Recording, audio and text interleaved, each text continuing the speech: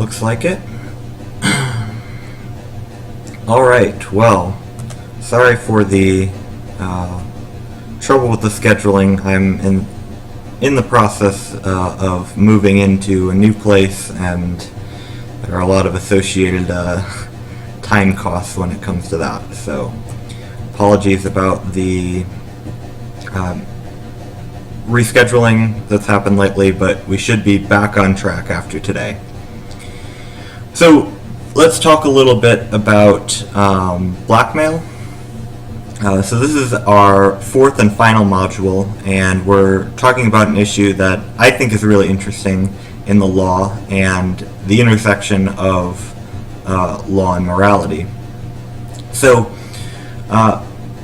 we have the question in front of us of whether we should be legally permitted to offer to keep people's secrets in exchange for them giving us something in return. It could be money, it could be some service they could provide us, it could be a favor, all sorts of different things. And it also doesn't have to necessarily be secrets as we see in cats. It might be something else which I'm legally permitted to do, but that would be inconvenient for you if it were to happen. So the canonical blackmail case, the blackmail case that anyone could think of if they knew what blackmail was, would be something like this. Deborah finds out that Jack cheated on his wife. Deborah goes up to Jack and says, "Pay me $10,000 or I'll tell your wife about how you cheated on her."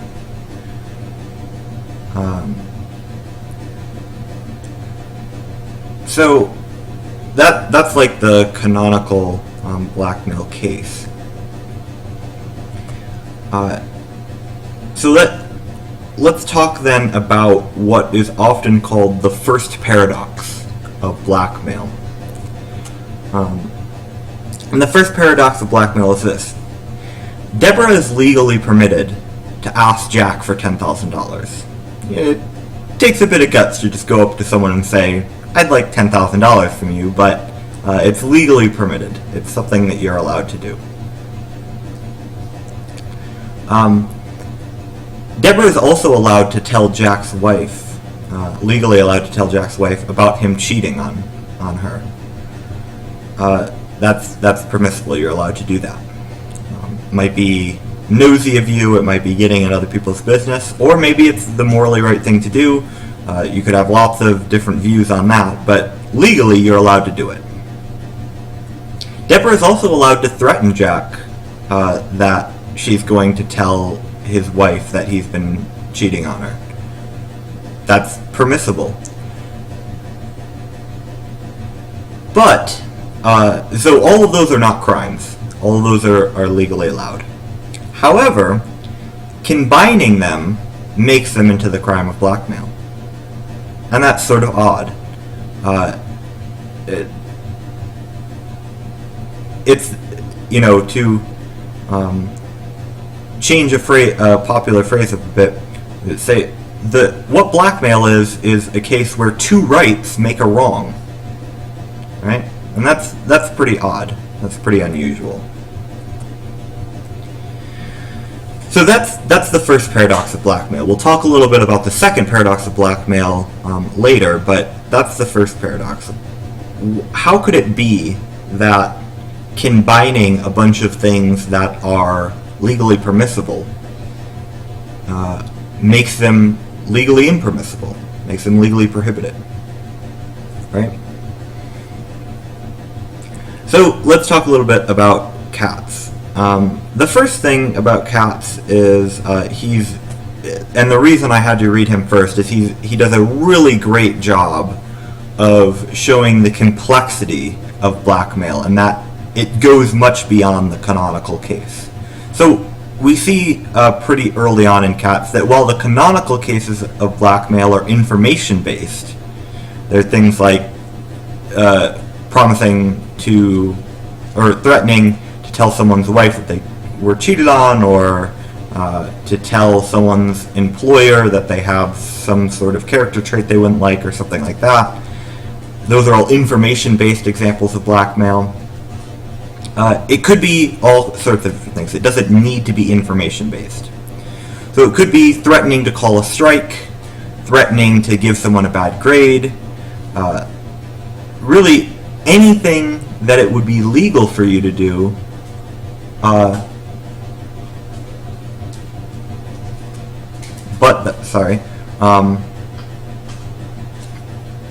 that it would be unpleasant for that person if you did it, right?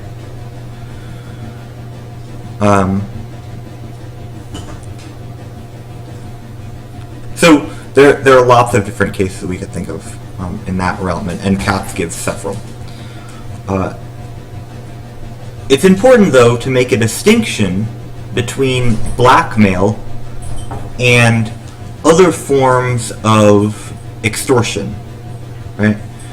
So a case where you threaten someone with harm to them or their property if they don't do what you ask of them, if they don't pay you or if they don't give you some favor, that would be a kind of extortion, but it wouldn't be blackmail, right?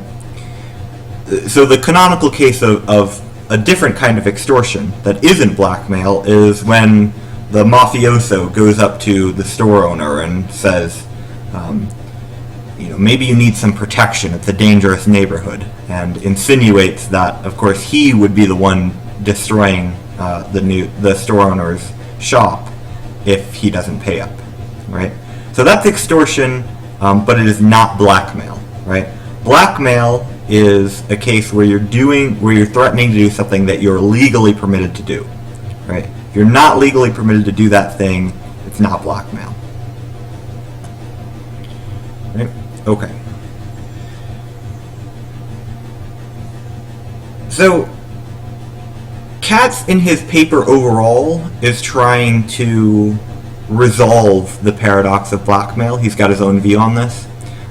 We aren't going to read that part of the paper. If you're interested in it, of course, please feel free to read it. But it's quite long and it's fairly intricate, and I wanted to give a sort of broader range of papers. So we're not going to go into that. Instead, we're going to look at a bunch of attempts that he analyzes that he thinks are attempting to resolve the paradox of blackmail, but fail to do it.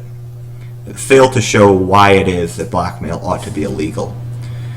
And he says at the end that he thinks all of these are probably a good start, that they have some truth in them, but they are flawed in various ways, which he points out.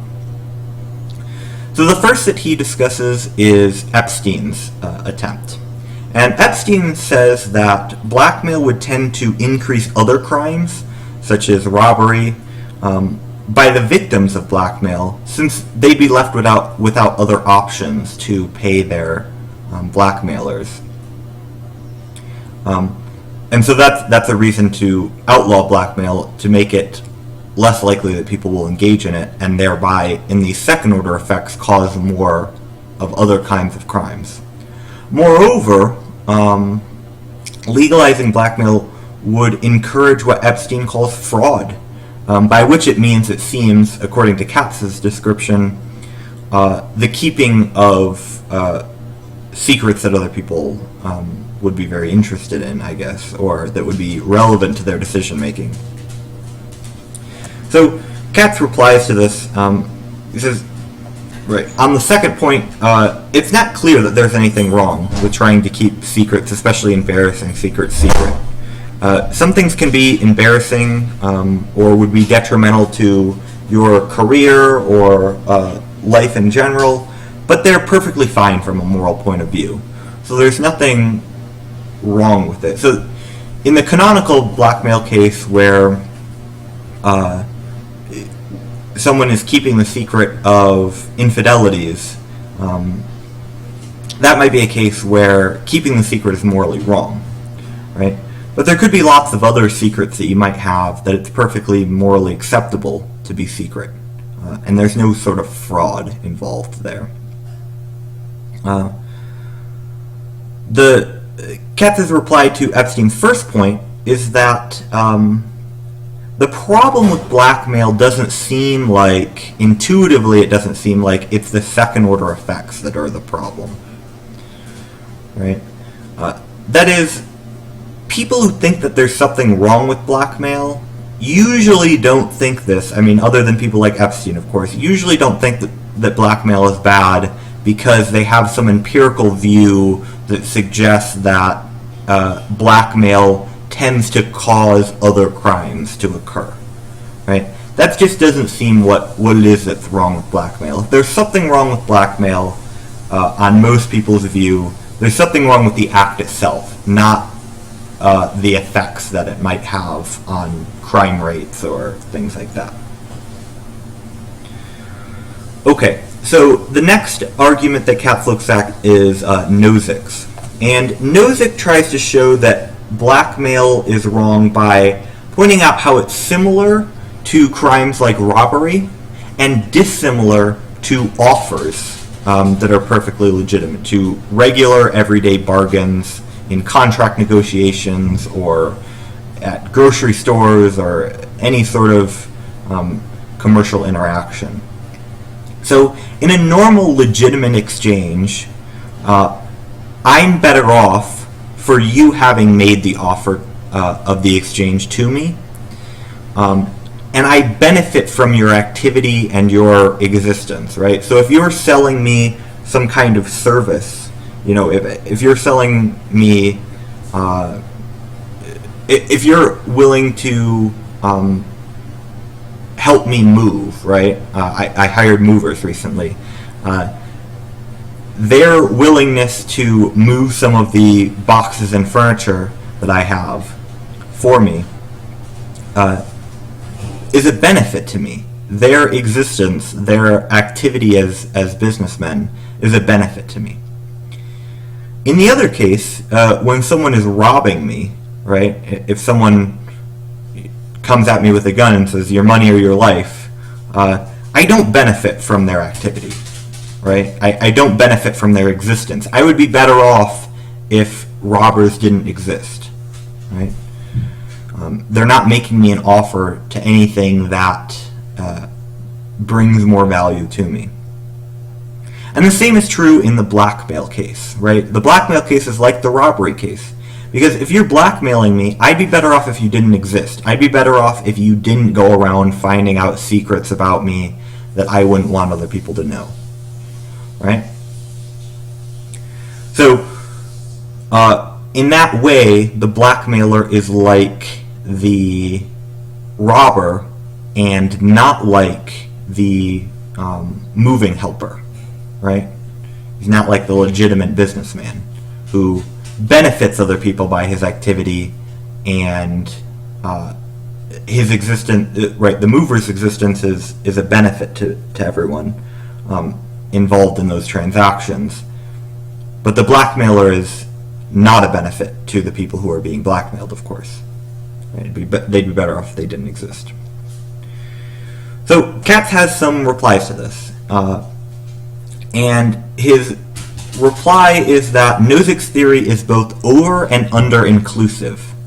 That is to say that some things covered by this theory, if we were to extend it to other cases, don't seem like cases of blackmail in the first place, and also don't even seem illegitimate.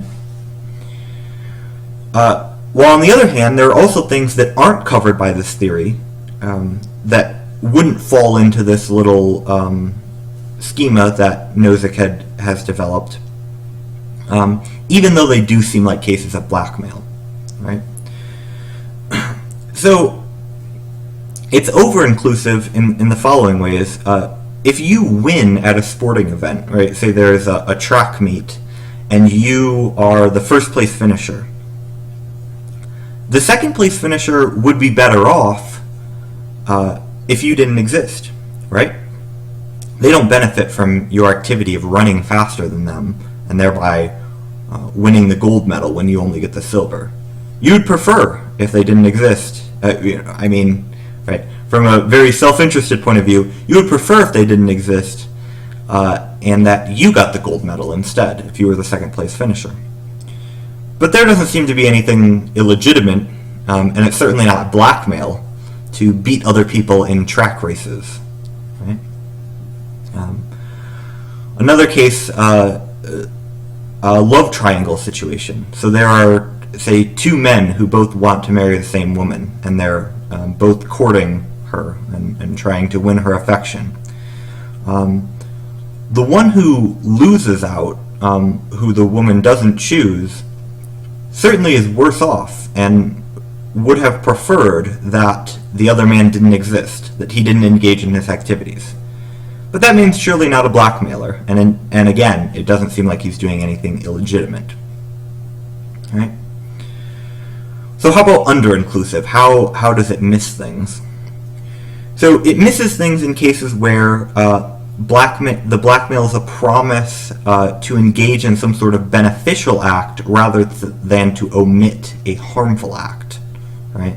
So Katz talks about this a little earlier, about cases where it seems like a case of blackmail, even though it's not a case where the person is offering to not engage in something, but rather is a case where they're offering to do something. But it still seems like a kind of blackmail.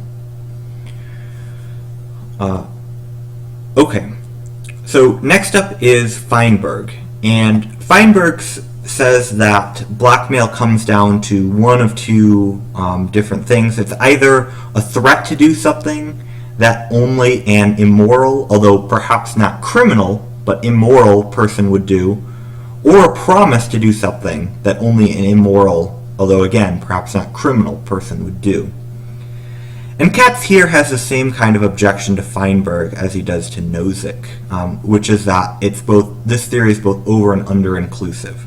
So it's over inclusive in that a contract killer, right, a hitman, is someone who promises to do something immoral, and in this case, in fact, illegal, in exchange for money. But a contract killer is not a blackmailer, right? He's doing something illegitimate, but what he's doing is not blackmail, right? He's murdering someone for money. It's under-inclusive in that it's not clear that all cases of blackmail involve threatening to do something which is immoral.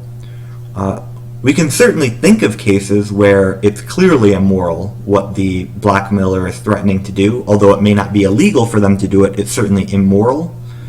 But it's unclear, as Katz points out, that revealing marital infidelities is immoral, right?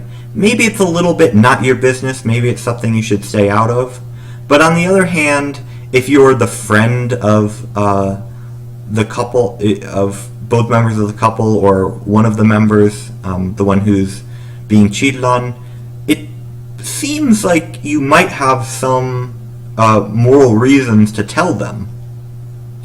So, given that revealing an affair is a canonical blackmail case, the fact that it doesn't seem to fit under this theory is a problem for Feinberg's theory, for sure.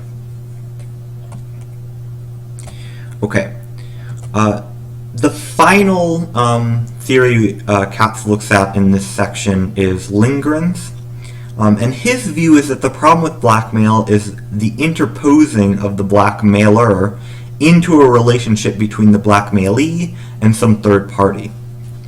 So the idea here is that blackmail, at least in the informational case, certainly in the informational case, has the problem that the blackmailer is just sort of exploiting the fact that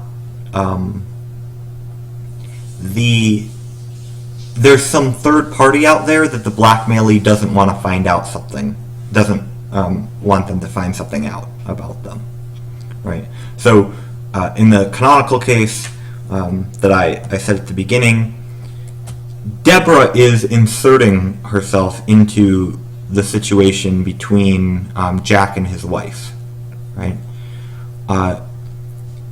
Deborah doesn't really have any stake in that situation, nor does Deborah's knowing about it in any way. That's not very damaging to Jack, right? Jack wouldn't pay $10,000 for Deborah not to know that he had cheated on his wife, right?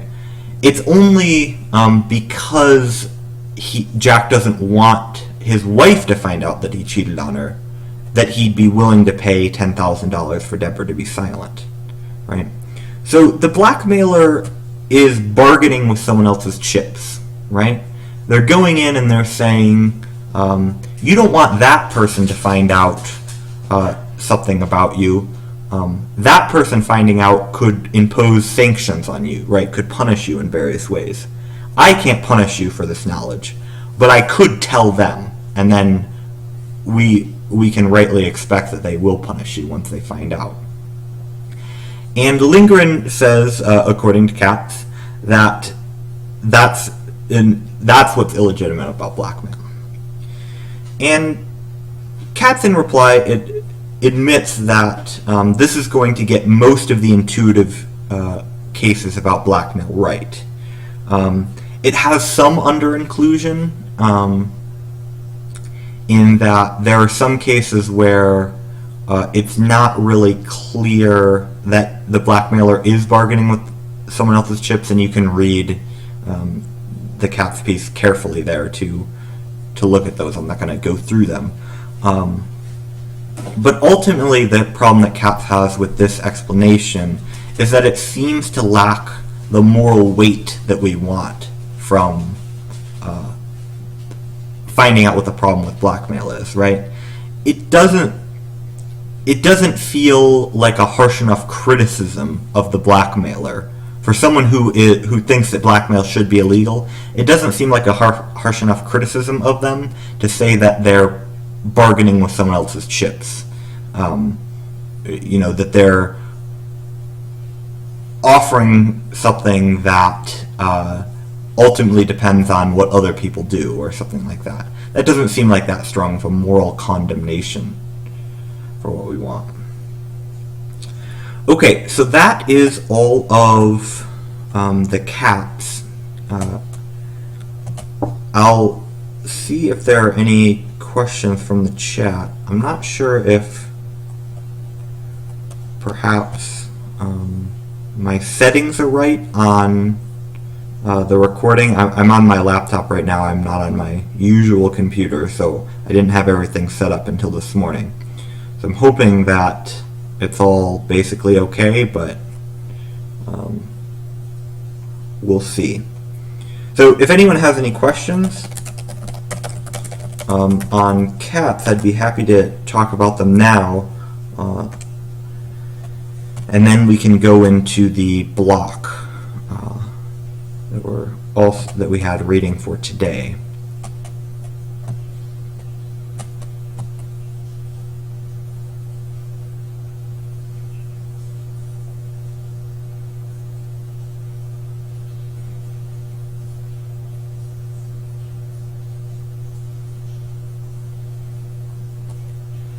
Okay, it doesn't seem like it, so let's go on to block.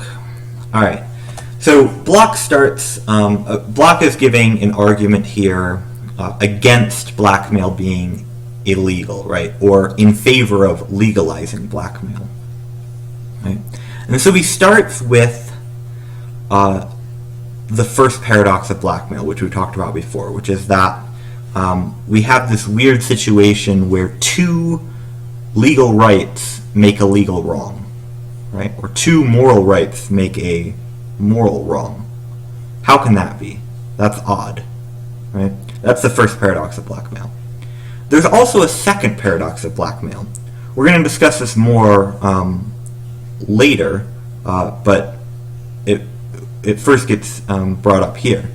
And the second paradox of blackmail is that it's legally permissible so let's go back to the case of Deborah and Jack.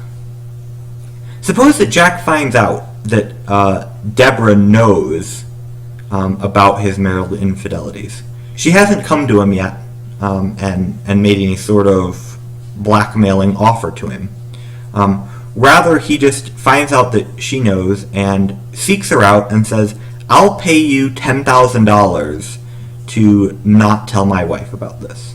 Right, to keep quiet about these marital infidelities that I've engaged in. And she accepts. Deborah accepts. No blackmail has occurred. Right? It's only blackmail if the offer comes from the person who knows the information. Right? It's only blackmail if Deborah goes to Jack and makes him the I'll tell you your wife or you give me $10,000 offer. If Jack goes to Deborah, it's not blackmail. That's odd. It's pretty odd that a transaction is permissible only if one party offers it, but not if the other does. Right? That's strange. So that's what's sometimes called the second paradox of blackmail. So that's the setup, right?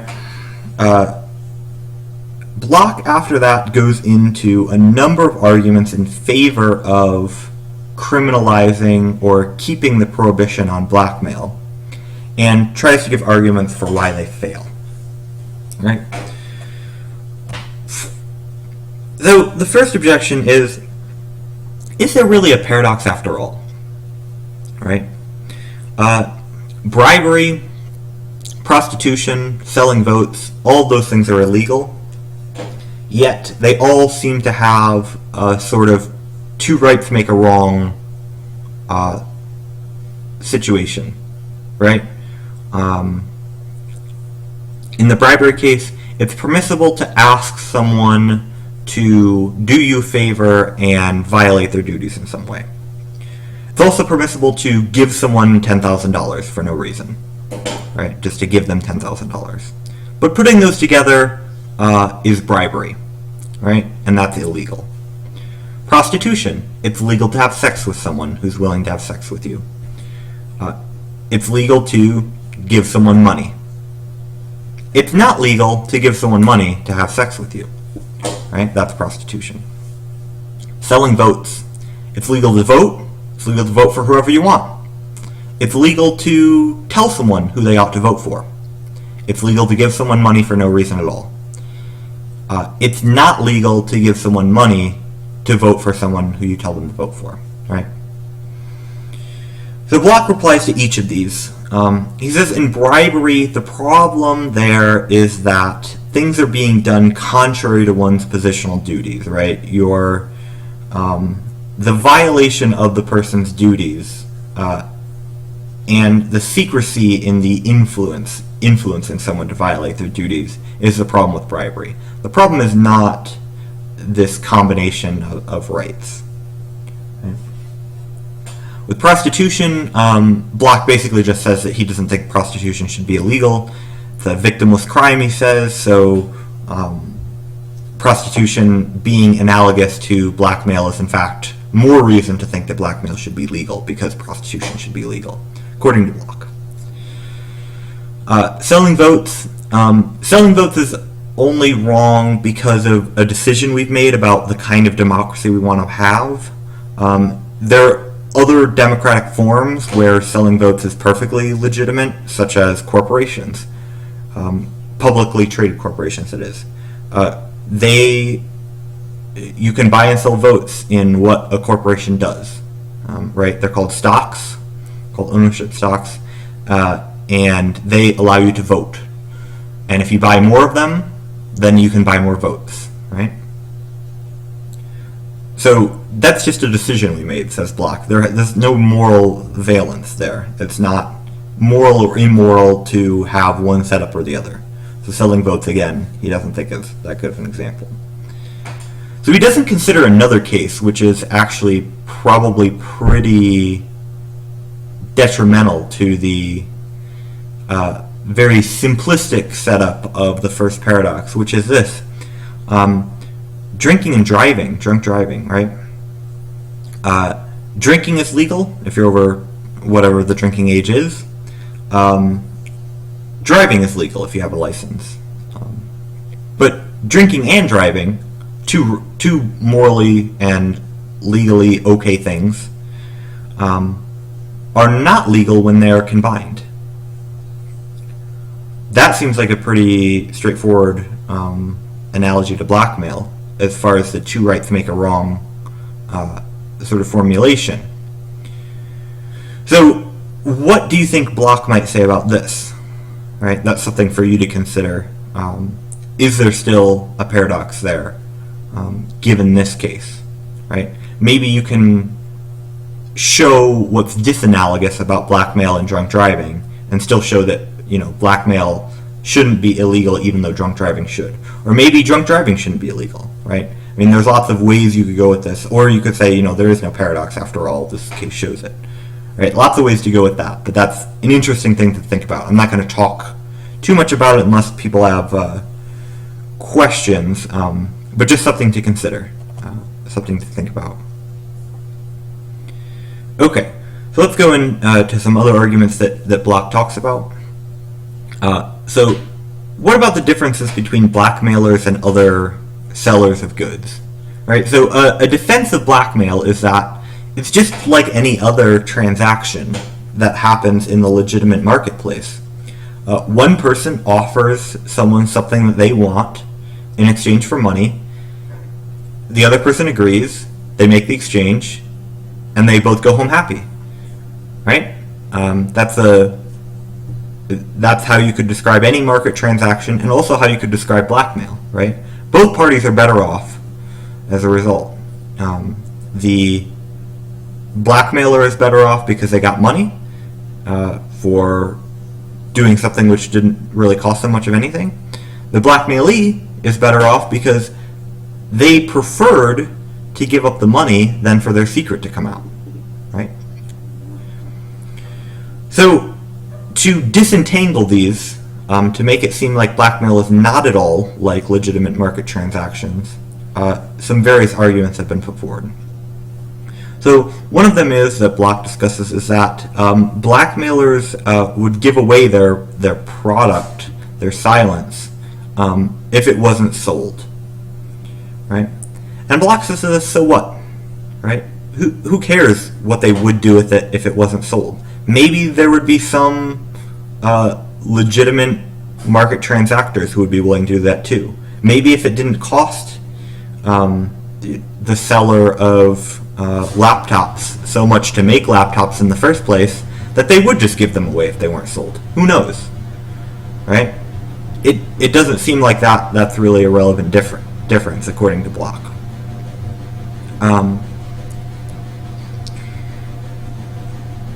The next point is that the only reason the blackmailer obtains the information in the first place is for the sole purpose of getting money from the blackmailee, and they have no desire to actually publish the information except for that purpose, right? So their intention is bad, right? And Block against this, so what, right? There's no crime, right? There's no violation of rights. There's no harm to people. There's no harm in the sense of wrongful harm. So the intention doesn't matter, right? The law only brings intention in once we have some sort of crime or harm committed, right? We don't bring that in until we get to that point. And then the last point is about mutual benefit. Is it in fact the case that both parties in a blackmail exchange benefit? And although you could say no, right, you could think, well, look, the blackmailee doesn't benefit at all because all they're getting is that someone doesn't do something. But that doesn't really show that there's no benefit there, right? Because what the blackmailee wants is for information to not get to a certain person, and they're willing to pay money for that to be true. So what's the difference between paying someone who knows to not tell versus doing lots of things that are expensive that would make it so no one could have known in the first place? So if it's to use the canonical case again, if it's marital infidelities, right, you might have the option of paying someone off who knows about it, but you could also have tried to prevent your wife from finding out by taking an expensive trip to where no one who knows you would be able to see you do it, right? That's another way that you could avoid the information getting out that you're willing to pay for. And there's nothing illegitimate about airline companies selling tickets on planes to people, right? Even if the people are buying those tickets in order to prevent some information from coming out, right? So there still is mutual benefit there. Okay, so moving on to the next ones, and a lot of these are going to go pretty quick. So the first is coercion. Is blackmail coercive? And Block says no, right? Blackmailers don't hold a gun to your head. They're not threatening to engage in any kind of illegal activity, and that's by definition, right? If they were doing those sort of things, it would be robbery, or it would be other kinds of extortion. It wouldn't be blackmail, right? Blackmail is not coercive in the sense of coercion that robbery is, right? It might be coercive in another sense, and Black talks a bit about this, in the sense that circumstances could be coercive. But that's a different point, right? It's not the same way that people coerce others. The next question is, might it be exploitative? Might it be exploitation to engage in blackmail?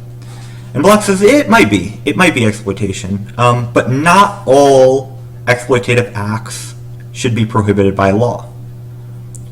So we still have the question, should blackmail be one, and why? Right? We haven't resolved the question there yet in favor of criminalizing blackmail, just by showing that it's exploitative in some way. Okay, so what about the right to privacy? Right? And Block says it's possible that a blackmailer could have violated privacy rights, if there are such things, and it's not clear that Block thinks that there are, but suppose that there are. But then the problem then would be that the blackmailer violated those privacy rights, not the blackmail itself, right? The blackmail itself is not what's at issue then. Furthermore, by hypothesis, right, in the first paradox of blackmail, the blackmailer is passing on information to third parties, which it's not illegitimate in itself for them to do, right? It's permissible already for them to send the information over. If it wasn't, then this would be a different case altogether, right? If you had a non-disclosure agreement, which you're then threatening to violate, that's threatening a contract breach, right? That's not threatening, that's not a blackmail case. It's a contract breach case, right? So that's what Block has to say about that. Repeat blackmail. So this is, the worry here is that blackmailers often come back to those who are being blackmailed and demand more and more money to continue keeping their silence. And Block says actually this would be better dealt with under a policy that permitted blackmail, that made it legal, because then you could more easily have contracts about the blackmail, and they could specify that this person may not come back for more. Of course, contracts can be violated, but then you're no worse off, right? Repeat blackmail doesn't seem to be any worse in the case where it's legal. Okay, so then he moves on to consequentialist arguments, and this is like the Epstein cases that Katz talked about, and Block has a very similar reply to Katz. He puts in a few other things, but it's very similar. Okay, so after all that, Block then says, okay, so maybe I've convinced you at this point that blackmail should be legal. But hold on, there are actually some pretty hard cases that maybe you haven't considered. ultimately, Block is going to argue that even in these hard cases, blackmail should be legal, and that there's something else that's going on that's wrong. But the point is that these cases make it a little less clear that blackmail should be legal, if you were thinking that it should be after all this. So the first is, suppose that someone threatens to falsely accuse you with a crime. Accuse you of a crime, right? To go to the police and say, this person did such and such crime. So the easy answer to this is that, in fact, it's not clear that this is a case of blackmail, right? Perjury is already a crime. This falls closer to a case of extortion. So that's like what I think would be the easier answer. Block goes into some complicated stuff about whether whose responsibility it is for witness testimony to be confirmed before acting on it, right? Should it be the courts and the law enforcers, or should it be the witnesses? And there are lots of different instruments that he suggests for putting it onto the witnesses, like contracts requiring them to tell the truth and so on. That seems pretty complicated to me. It's something that if you had a lot of background in the sort of legal arrangements and policies that Block favors, you might understand why he goes that route, but I think the easier route for our more normal intuitions and our current legal system is just that perjury is already a crime, right? We don't need to add on blackmail to make that illegal. Okay. The second case is someone offers to not report a crime that you committed. The example Block gives is embezzlement of company funds in exchange for some money, right, or anything. And the question here, Block says, is more about whether we should be legally required to report crimes. Right? It's not obvious that we should be. Maybe we're morally obligated to do that, to report crimes, but it's not clear that we should legally be required to. And then from there, he's going to fall back on the first paradox sort of argument where, look, if it's legal for me to not report the crime, then it should be legal for me to sell you the service of not reporting your crime. Right? That's his basic argument. Okay, so that's it for Block. Let's see, it looks like there's at least one person watching live, so I'll wait a little bit for questions.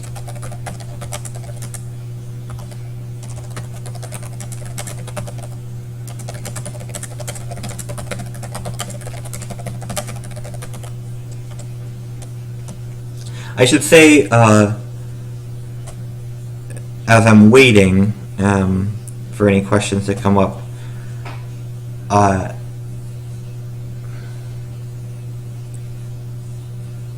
I've sort of lost my train of thought. Oh, right.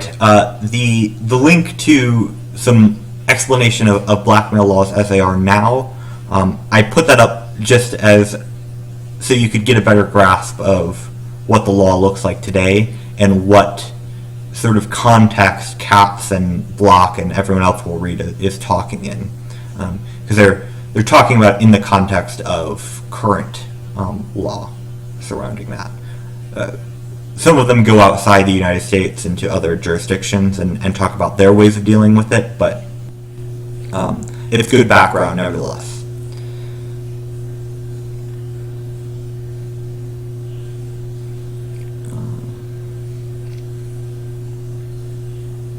I also should say that our schedule should get us pretty completed with the course in time for me to get grades to you quickly. But there may be some delay. As I said, I've got a lot of things going on with moving right now, so if I don't grade your final exams in the first night, I'll make sure to do it, within the next week for sure, and get all your grades posted and ready to go.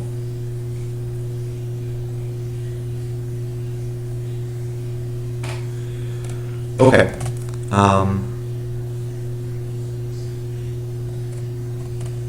That is going to be it then. It looks like there aren't any questions.